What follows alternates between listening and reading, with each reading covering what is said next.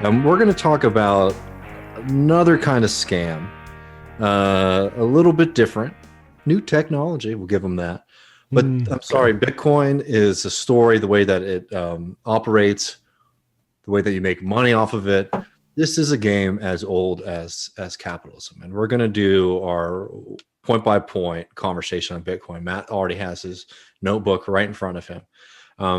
But just to start here, we have this news peg about El Salvador, which has now, achieved the dream of many Bitcoiners, which it has now, allowed Bitcoin to be a national currency, right? Which, by the way, means that you have to accept Bitcoin if you are a merchant. But anyways, Matt will sort of break down for us the rollout and the many, many failures that happened. Yeah, El Salvador's crypto conference attending president Nayib Bukele has promised $400 million in savings in remittance fees, which would be big savings because remittances are a big part of the economy. 20% of GDP, second only to Haiti and Nepal. Do you mind? I'm just going to say for people who don't know what remittances are. Mm-hmm. Remittances are, when you're a family who's working in the United States and you're sending money back to your family in El Salvador, right? And a lot of developing and third world countries are very reliant on that income. Yeah. And so they've started this Chivo wallet, sort of the Bitcoin wallet. It was released September 7th. $30 million worth of public funds were put into this system to get the ball rolling. Now I want to share how that ball is rolling. This is from a YouTuber, Mark Falzone. This is not an anti-Bitcoin guy. This is, as far as I can tell anyway. But you can see here there are some problems that we'll quote it a little bit more. But there's a certain string of words here that I find some of the most amazing language of all time. And it's not the fault of this YouTuber. It's just the way this system is set up.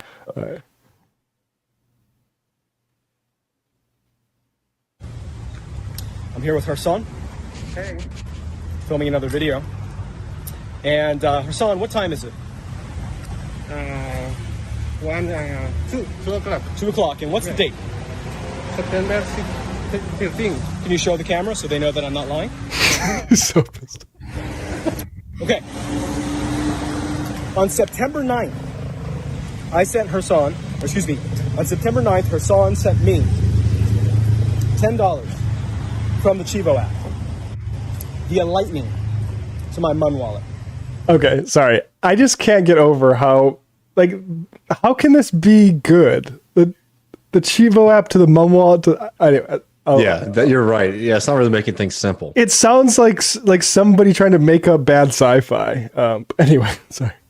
I sent Hassan, on September 9th, Hassan sent me $10 from the Chivo app via Lightning to my Mun wallet. Has that money gone through yet? No. Okay. Let me show you. You guys don't believe me. Pending. Scroll up. You can see the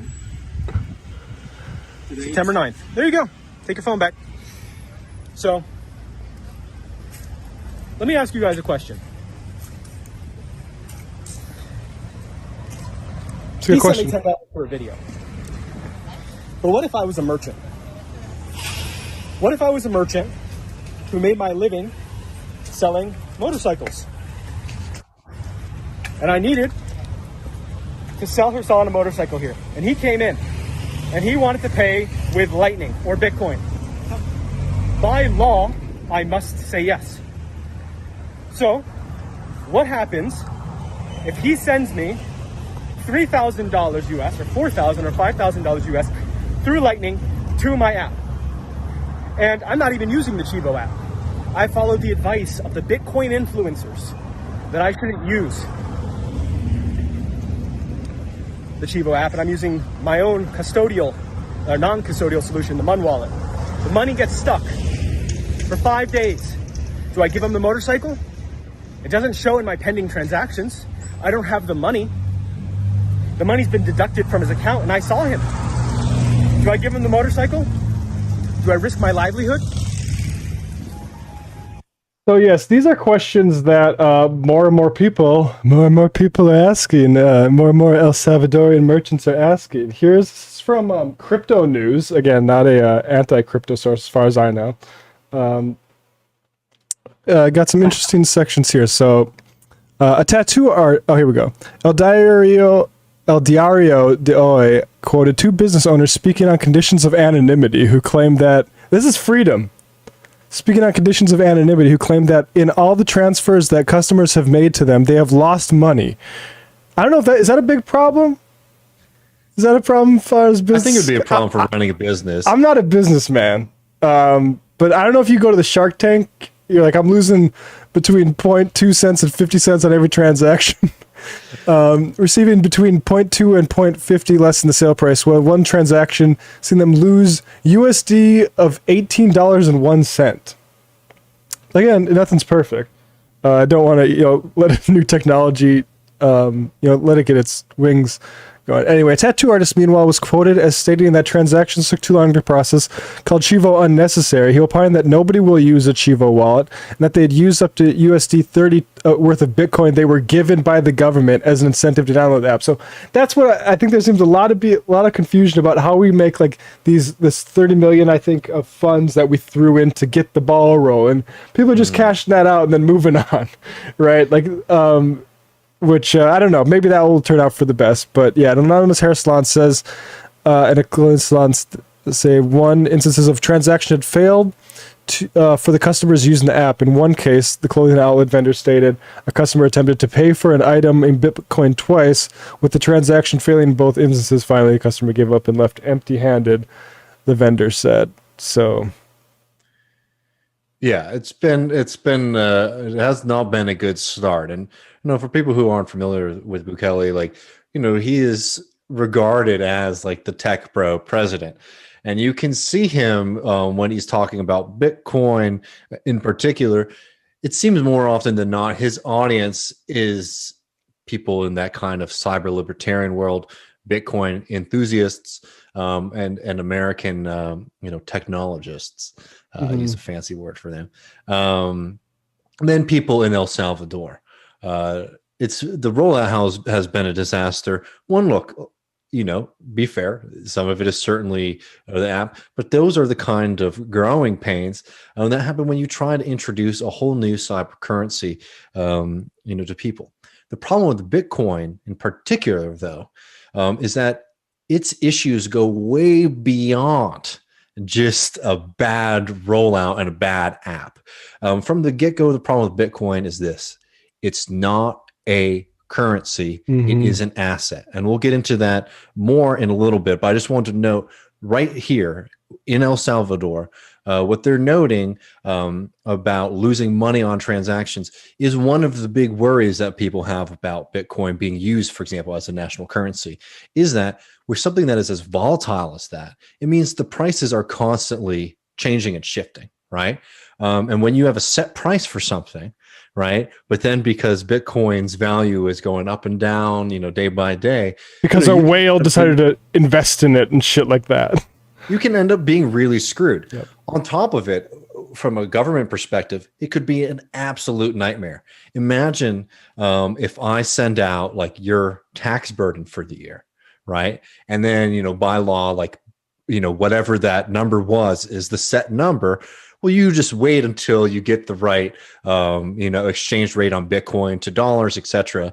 And then you pay in Bitcoin or vice versa. And then the government ends up losing tax revenue because of this system, right? It's a really, really volatile system. It's not something that's meant to be a currency. Again, I know there's a whole screaming horde of people out there who are mad. We're going to get in depth as to why, but we want to first start with what happened in El Salvador as a little bit of a prelude to the problems with this system. Yeah, I mean, I always want to know from the people who get really mad at us if they're holding any crypto, because I'm not interested in hearing from the people holding it, honestly, about things like remittances, like serious issues. Like, okay, so here's this: the remittance issue has been talked about an awful lot by people that want to tout the liberatory potential of cryptocurrency. Let's just check in with our buddies at Quartz how that has turned out. Remittances in El Salvador are cheaper without using Bitcoin. Two different studies have shown that actually no, that didn't turn out. So a false promise. Are people going to be? Are people going to apologize for trafficking in the false promises of smaller remittance fees? I don't know. I don't think so. But I want to share this tweet. I think this was really well put by OLAASM on Twitter. Because, I mean, this is sort of what we've been saying about, but this is really well put. None of the missionary claims about Bitcoin in El Salvador hold up to real scrutiny, but they move the goalposts because this has never been about anything other than Bukele aligning with right-wing techno-fascists in a gamble to further consolidate power. Mm-hmm. And I think, like, that's the thing is, you could see which people care about more. When, I mean, we're going to talk about, do you want to move on to keep going. Yeah, so we got this guy. He writes for this website. It's called Bitcoin Magazine. And we mentioned this one earlier. Can Bitcoin be Palestine's currency of freedom? We got another one. Finding financial freedom in Afghanistan. And just this is all he does is go through and look at where people are struggling and then propose Bitcoin as the solution. Bitcoin American ideal, fighting monetary colonialism with open source code, humanitarian and environmental case for Bitcoin, and checking your financial privilege. That was one I got a lot. Check your privilege. You don't send remittances to El Salvador, right? Well, it turns out that you'd be much better using the traditional systems to do that than using this new Bitcoin system. Yeah. Right. Yeah. I wanted to do this video particularly to push back against those kind of more glowing claims about Bitcoin. I will note, maybe to start this segment, if it sounds too good to be true, it probably fucking is. We all know the term snake oil salesman, but who were those people historically? They were people who showed up to town. They told you that they were selling this magic ailment from the East, right? Where they got all this new technology out there, and it's going to fix all your ailments, right? They'd sell out, and then they move on to the next town, right? Bitcoin, the way that it's being sold is very, very much similar to this kind of system. Essentially, it's a product that people don't really. Oh, I think I lost you, David. 1 second. We might need to take a test 1, 2. Yeah, we'll take a shoot. Yeah. Oh, there we go. You're back. Am I back now? Yep. I'm sorry. All right, maybe we'll edit that out. But okay, back on that. Right when I was getting heated. Yeah, I know. Sorry. No. So, the point of Bitcoin, just like any kind of scam product, is you want to be the person who's selling the shit to the other people, not the person who's buying when they realize that it's useless, right? Yeah. That's going to be how I'm going to start this conversation, because the social justice claims, the political justice claims, are really, really nasty. And I think there are a lot of people who listen to them and like are sympathetic. And look, I have no anger toward you at all. I think it's very easy to get caught up in these kind of new technologies, but I want to break down really clearly why these claims are false and why in fact they are quite dangerous. Are we ready? Yep.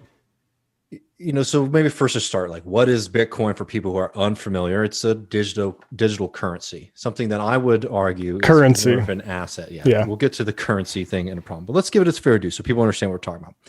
This is something that takes a long ass time to fake, right? So it's not impossible, but it's virtually impossible, right? So there is a lot of faith in the actual Bitcoins themselves, right?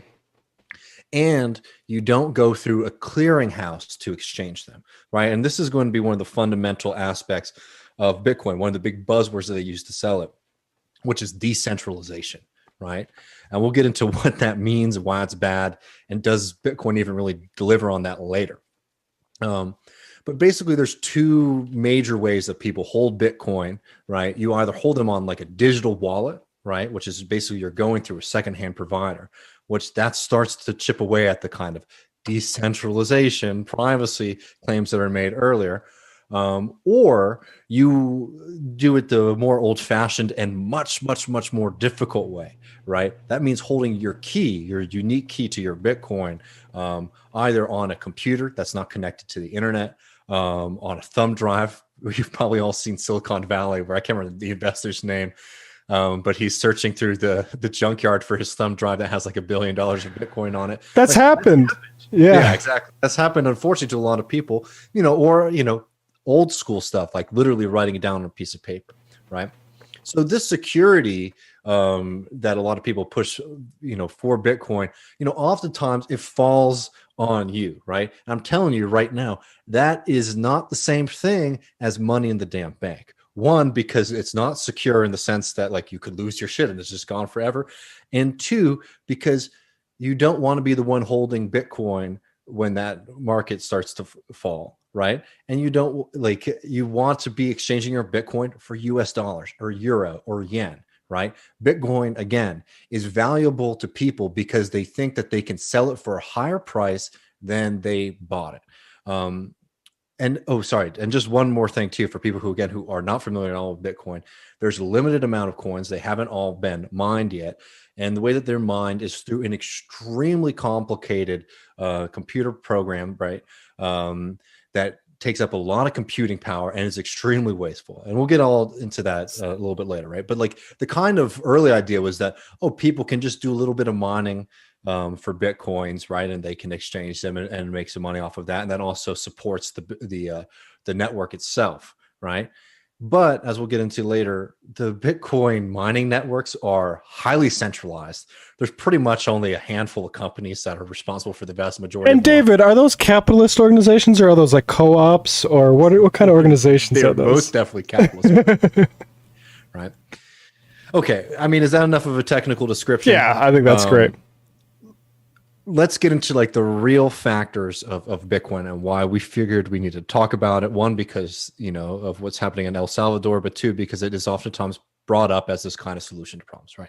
And I'm going to put the Bitcoin camp, the Bitcoin folks, the pro Bitcoin folks into two camps, right? The true believers, right? The folks who really do think that we've stumbled upon some new technology that is going to upend economics.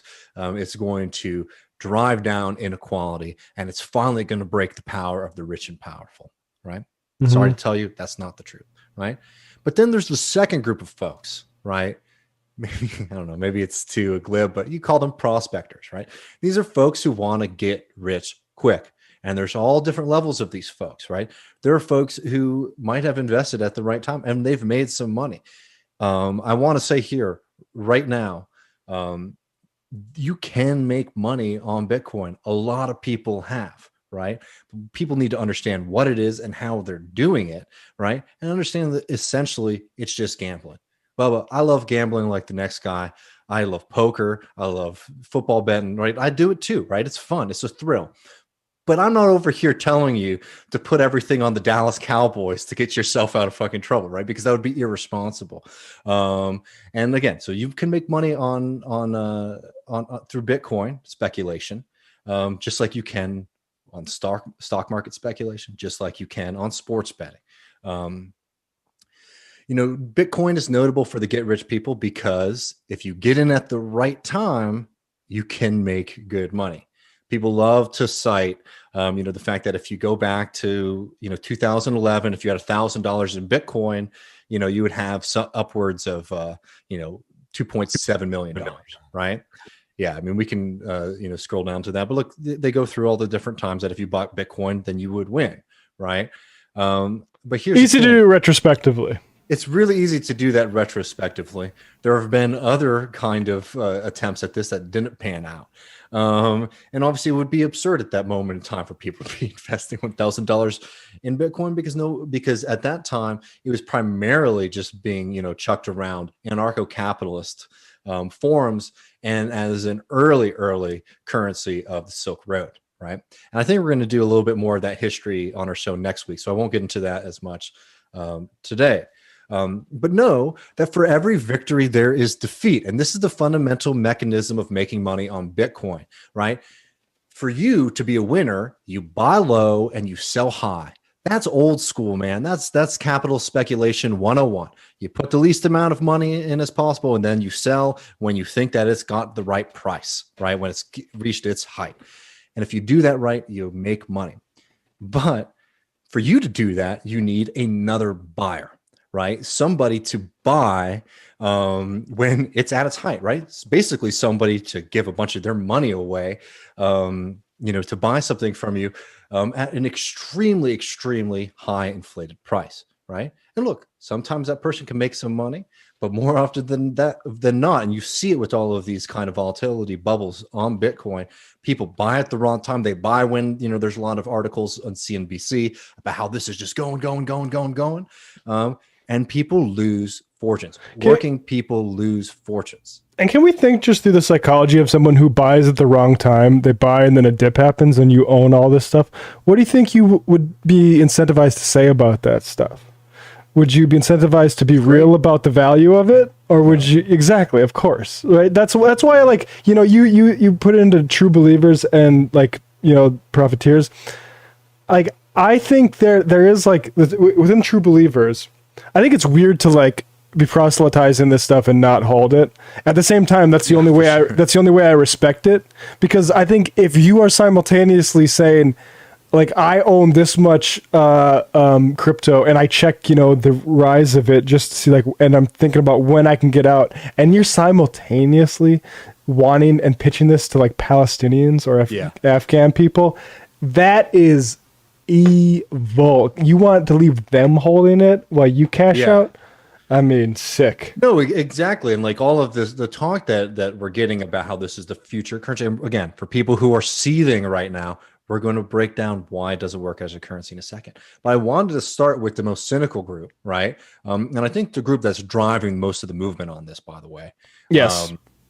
Which are these people who understand it for what it is, right? Which is a currently unregulated, for the most part, avenue for high stakes speculation. For people who are not familiar, speculation is inherent to capitalism, right? That's one of the oldest games in the book, right?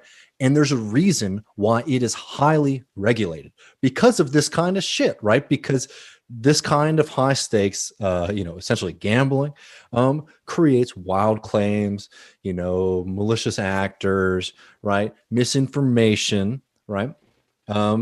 So, let that be known, right? It is speculation. And again, people do this with a lot of different stuff. It's not just cryptocurrency. People do this with US dollars, right? Or with the euro. People have made fortunes on currency speculation in general. And that's not a good thing either. Yeah. What I'm saying right here is that, like, speculation is not unique to crypto, but that is the engine behind cryptocurrency. That's why when you see that its price has risen, it's because there's a lot of speculation on it, right? It's a game. Again, let me just put this really simply for folks who might not be following me. What is speculation? Simply put, it's when you buy an asset and you hope that its value will increase over time. And again, for you to win, it means that someone else must pay. If you've ever heard the phrase holding the bag, this is where it comes from. Holding the bag is what happens when you are the person who has the speculative asset, right? So you've spent the money on the speculative asset when the price collapses or the price drops, right? Meaning you lose the money, right? You're the sucker. You lost the game. And that is primarily where this game goes, right? Again, you might make money, plenty have, but you might lose. Hey, man, I'm glad. Like, honestly, like, hell yeah. Like, I love it when my boys win, right? But just understand what this shit is. You got yours. But let's just, like, be straight that this is speculation with just the new, with the new concept backing it. But anyways, enough with the get rich quick, folks, right? Let's talk about the true believers, and feel free to jump in here, Matt, with any of these points. But I wanted to get through, like, the main kind of criticisms of money and why, as a current, like, I'm going to get into a second why Bitcoin practically isn't good, right? Why it doesn't deliver on these promises. But I really wanted to start here, like, as a socialist, why, when I first saw this starting to develop, right, why I already was suspicious, right, before I recognized the problems with the technology itself. I want to talk about why the rich and powerful and anarcho-capitalist free marketeers have wanted what is called private money for a long ass time, right? There's a few camps in Bitcoin. The vast majority are libertarians, anti-government, anarcho-capitalists. And again, I do see some leftists getting wrapped up in it. And, like, this is there's no ill will here or malice.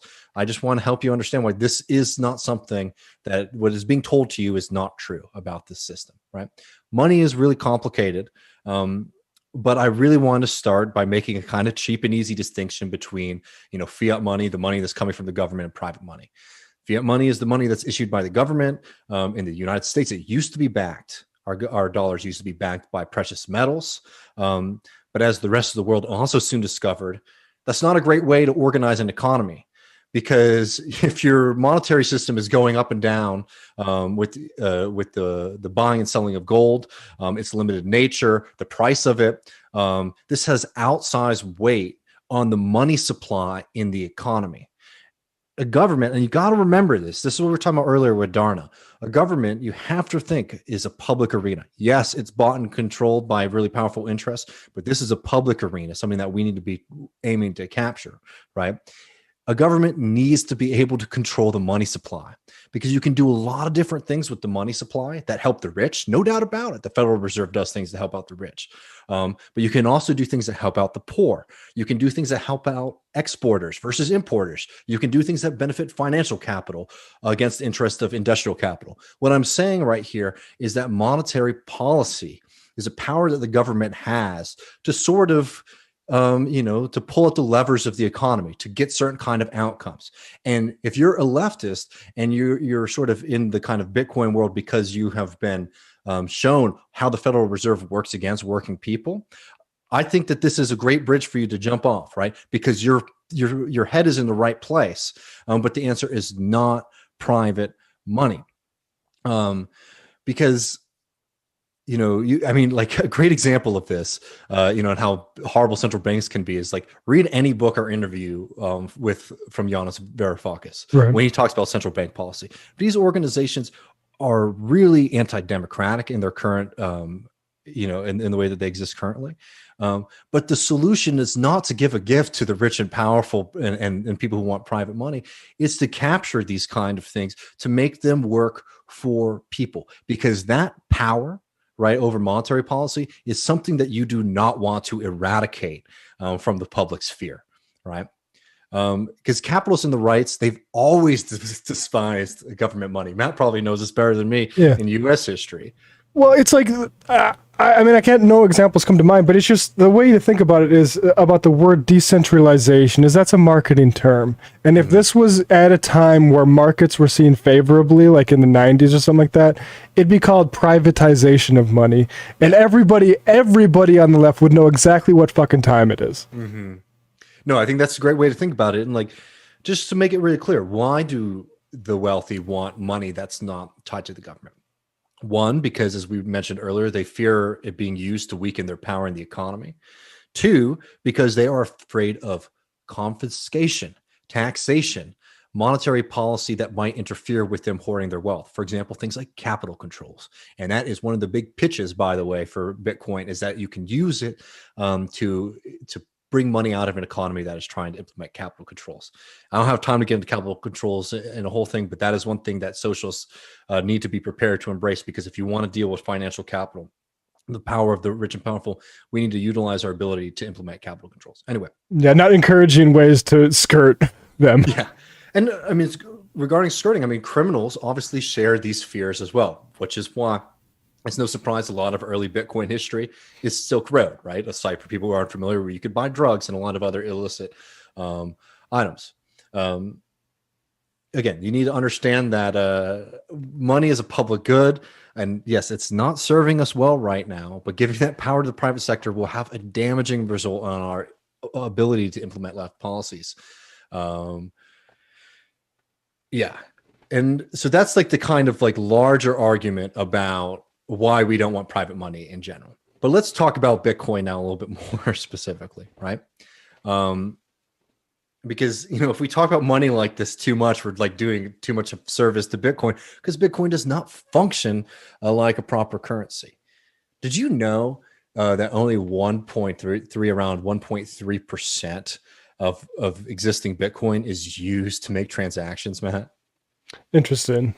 The vast majority of it is bought to hold, bought to speculate on. right? Exactly like what we were talking about. So all this kind of thing, like, oh, this is a payment solution, blah, blah, blah. It's not being utilized in that way at all, right? And any kind of promise, as we are seeing in El Salvador, of it being, the potential of being able to do something else, are very quickly facing the kind of technical realities of that problem. Again, the vast majority of this shit is being used to try to bet correctly so that individuals can make some money, right?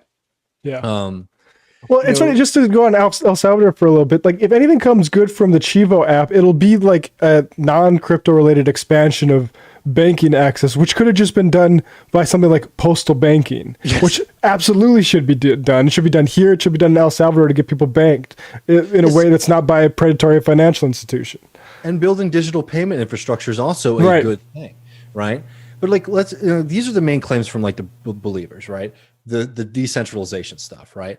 When we sort of broke down why like the decentralization in the sense of hiding your money from the government is not a good thing. Two, Bitcoin is already starting to fail at that promise because, as I was saying earlier, the Bitcoin mining operations have become highly, highly centralized.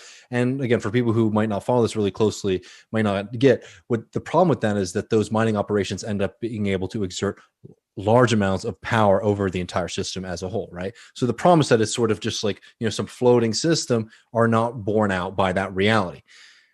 Everyone always talks about the environmental waste. I think that it's worth talking about, but I think it's talked about so much that I don't want to miss out on the other reasons that it sucks. But if you could just pull up this piece right here, you talk about the waste of electricity and carbon that goes into it. People don't talk enough about the e-waste problem. This is amazing right here.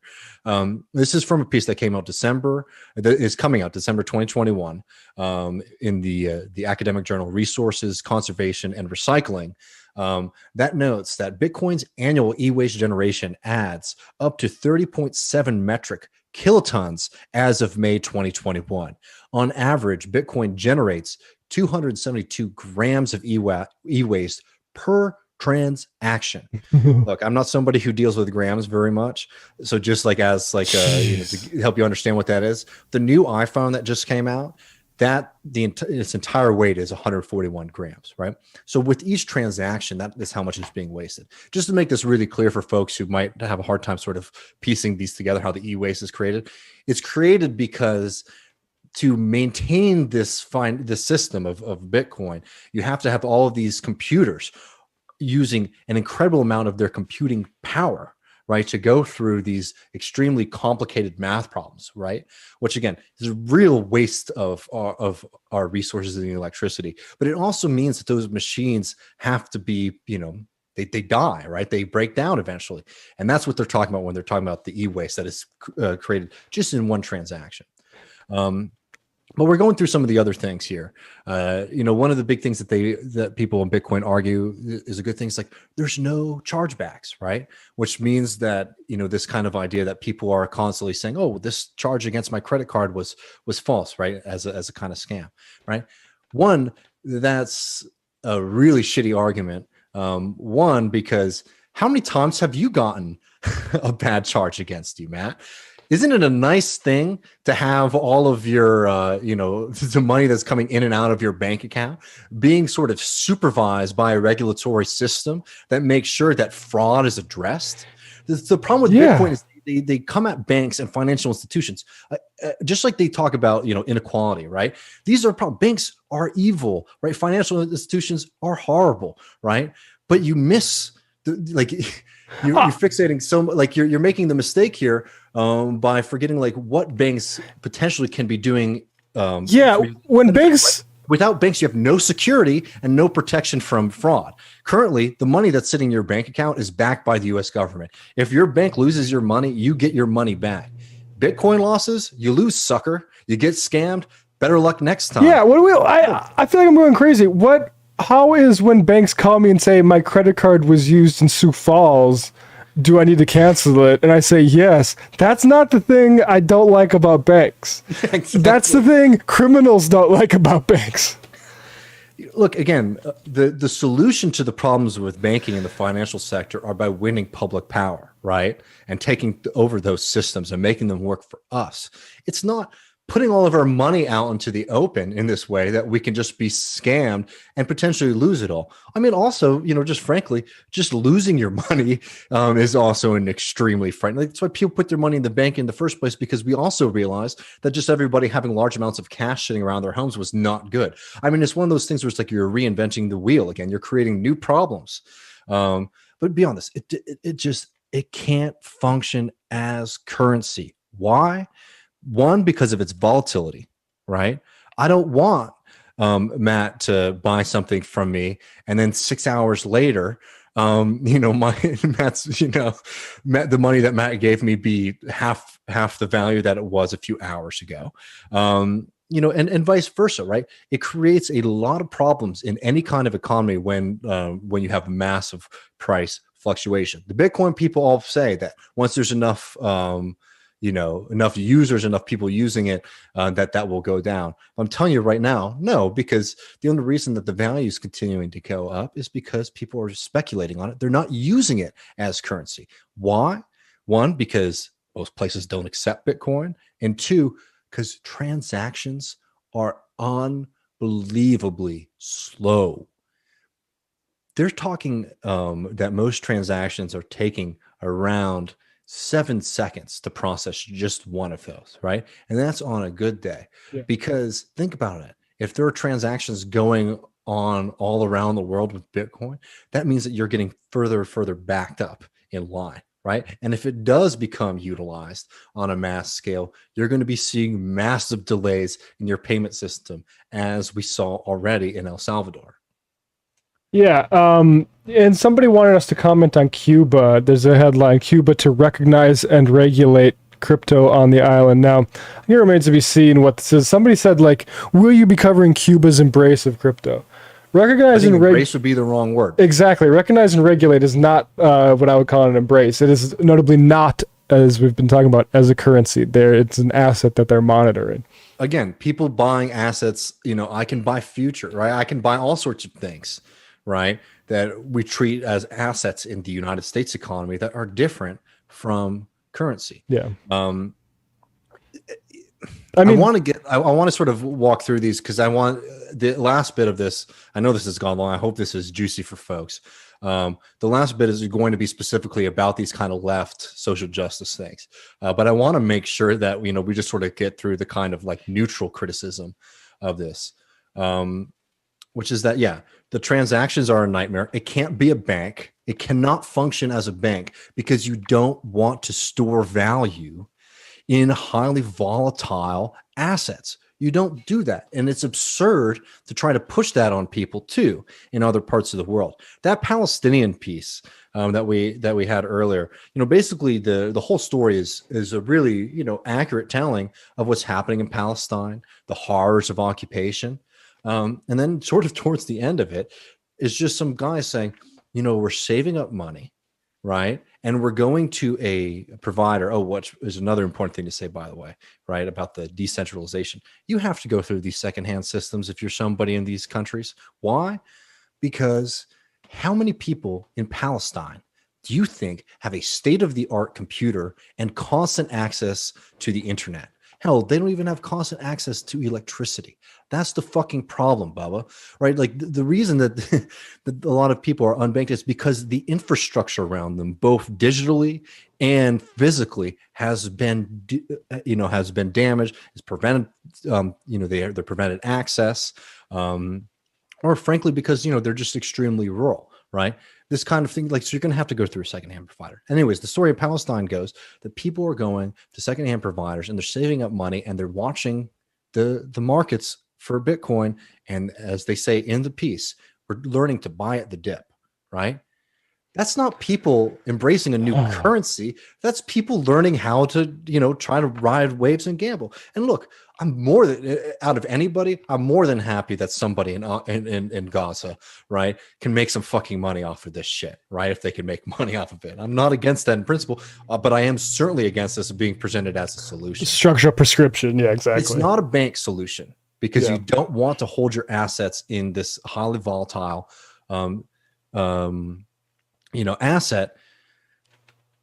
And also, don't forget, again, as we said earlier, if you can't buy goods and services with it, as we said earlier, 1.3% of the transactions are those, are actual transactions for things, right? If you can't use it to buy goods and services, what do you have to do? Well, you have to transfer it either into US dollars or to whatever currency your country recognizes as legal tender, which always means that there's going to be mismatches, right? When you're withdrawing these things at the right time, you're going to be reliant on these, on the ups and downs of the Bitcoin market. It doesn't work as a banking system, right? And lastly, as Matt noted at the very beginning of this, remittances, it doesn't work for remittances. We've seen that time and time again, not just in El Salvador, but in the Philippines and many other places where people have tried to push this as a solution.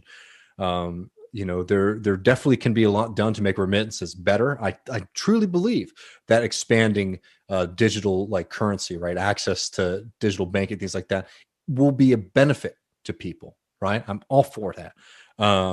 But you don't need to go through the middleman. Like for me to send money to somebody who needs it, for it to go to transfer into Bitcoin and then to transfer back into USD on the other side is a wasteful, literally step, both in time, but also in risk. And like CO2 and e-waste and all that stuff. Yeah. So maybe, I wanted to, we have the left in Bitcoin, and I unless you had any things that you wanted to add to it, I want to sort of note the three tenets of like people who are lefties who push it. Cool. Because I've been trying to understand it too, frankly. Yeah.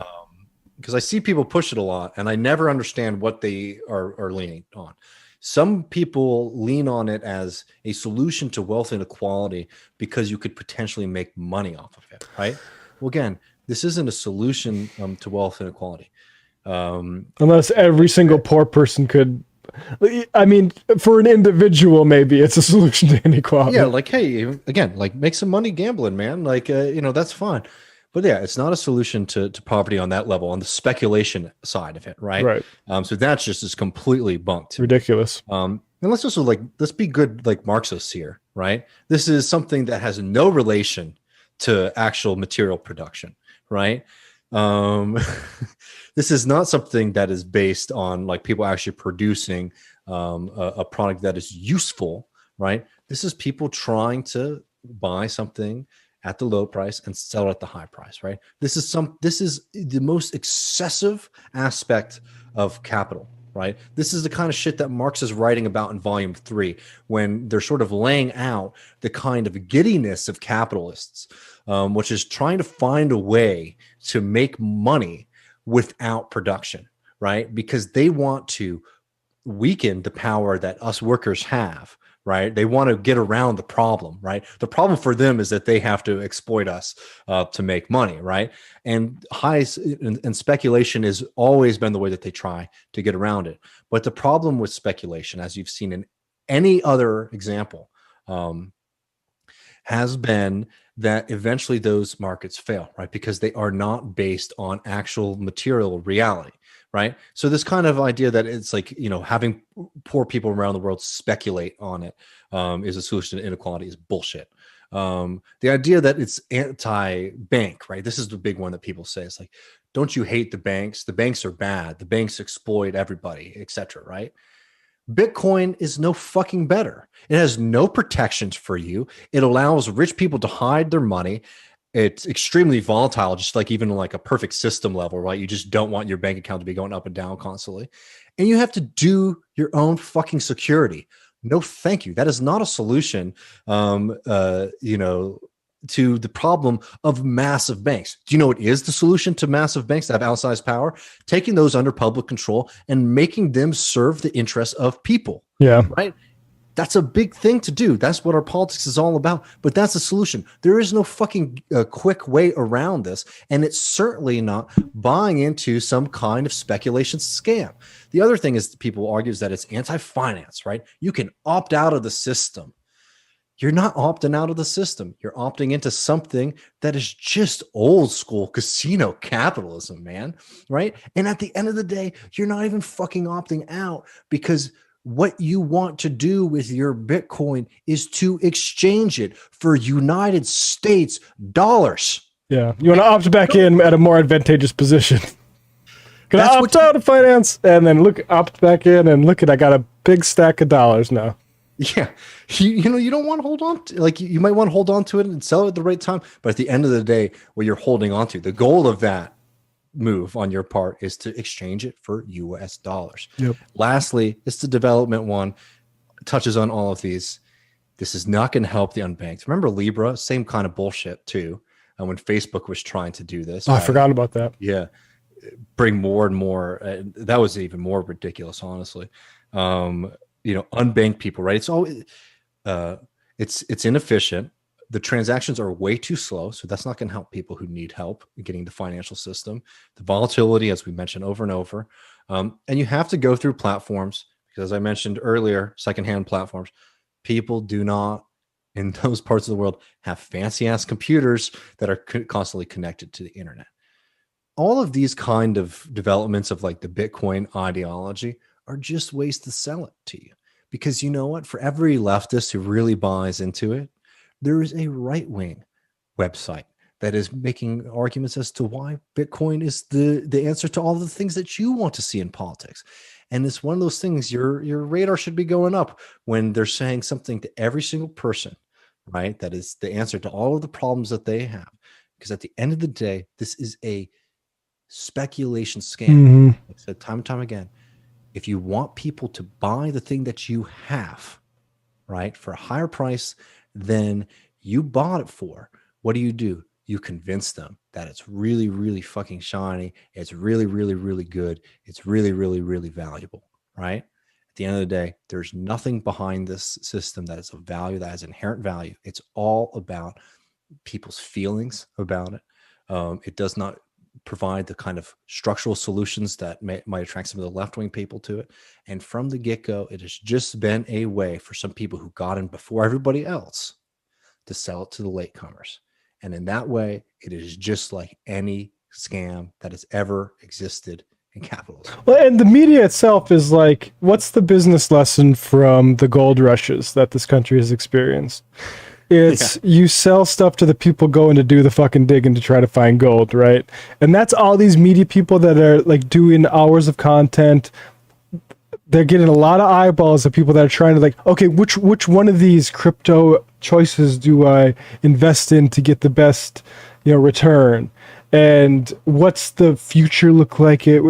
And like David said, a lot of money on that side of things and preparing people for how best to navigate this future of currency.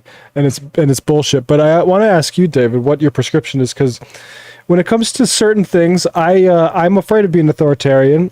Free speech is one issue. I'm trying to turn my free speech, for instance. Brett Weinstein, I criticize him. I don't call him to be censored, although I do want him to be understood as a charlatan who's dangerous and even deadly to his audience. As far as crypto goes, ban it. I'm not afraid about being authoritarian to the class of speculators. I'm sorry, ban it. It shouldn't exist anymore. It shouldn't be making e-waste. It shouldn't be using that e-stuff in the first place, so the point that I can't buy a fucking PlayStation 5 a year after that shit launched, or like people's like car production's down. Are you fucking kidding me that we have all this actually necessary production that needs to be done and we have a chip shortage in part because of these motherfuckers making online monopoly money to sell to some asshole that they can like take their greenbacks? Like it really sucks, and yet we're not afraid to take the heat on this. I'm sorry, like I appreciate that there are certain people that are, like David said, in this for the right reasons and want to believe it, but like I'm sorry, I'm not seeing it. And like we've been dealing with Bitcoin for a long ass time, like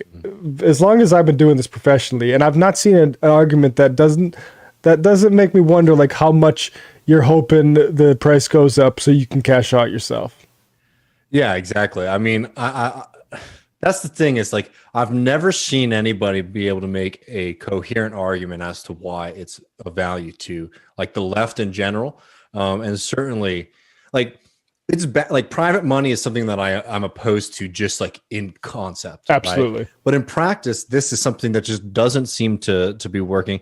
And look, I mean, like when it comes to, the general feelings about banning it versus not banning it, if we had the switch, I think in general, I probably would lean to just like treating it like all of the other, speculative assets out there. But then when you remind me about the waste, the environmental waste, it's just like, if we're having to make decisions on stuff like that going forward, oh, I'm sorry, Bitcoin's the first thing to go. Yeah. Oh man, I would love it. I would love to be the the dictator who kills this thing. Because Well, we got a lot in on this Bitcoin go. We might talk. I just want to cut in there. Yeah. Because we might talk a little bit more about like blockchain, for instance. We got a guy.